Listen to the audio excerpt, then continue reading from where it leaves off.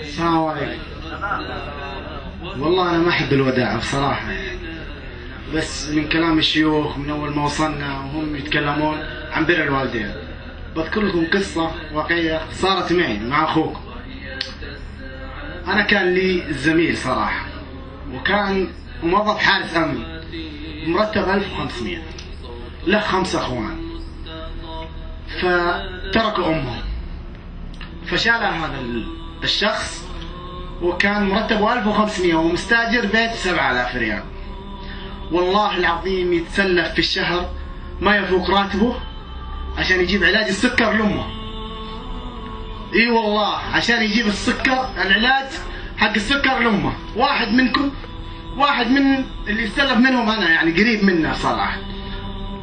لكن تدرون وش جزاء الله؟ ما تدرون في الدنيا، فما بالك في الآخرة. جاني يوم من الأيام والله ينتفض، تأخر راتبه ما نزل. بعد 3 أيام من الشهر جاني ينتفض، يقول لي بهالمنطق أبو خالد ايش فيك يا أخوي؟ قال لي أنا في حسابي 80 مليون. والله 80 مليون، والله 80 مليون. الولد مو بعارف يتكلم، مو بعارف ينطق. مسكته، رحنا انا وياه البنك. وصلنا البنك، قالوا جيبوا ورقة من الباحثة الإدارية عشان نطلع بيانات الشخص اللي جاية من عند الفلوس. جبنا ورقة من الباحثة الإدارية، طلعوا الحساب، كلموا الشخص هذا، قالوا انت لك الآن 3 أيام محول مبلغ 80 مليون على حساب الشخص فلان بن فلان بن فلان.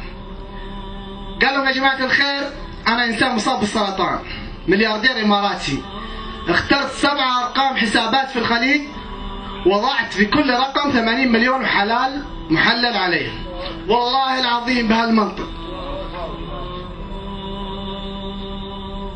يعني واقع حقيقية لشخص أعرفه جيدا. فشوفوا بر الوالدين وين وصل، عشان أمه في الدنيا، فما بالكم بالآخرة. أنا جيت ما أبي أودعكم، إن شاء الله إني ما أودعكم ونكون على لقاء دائم. وأنا ما أحب الوداع، بس حبيت أذكر هالقصة للعظة، وشكرا جزيلا.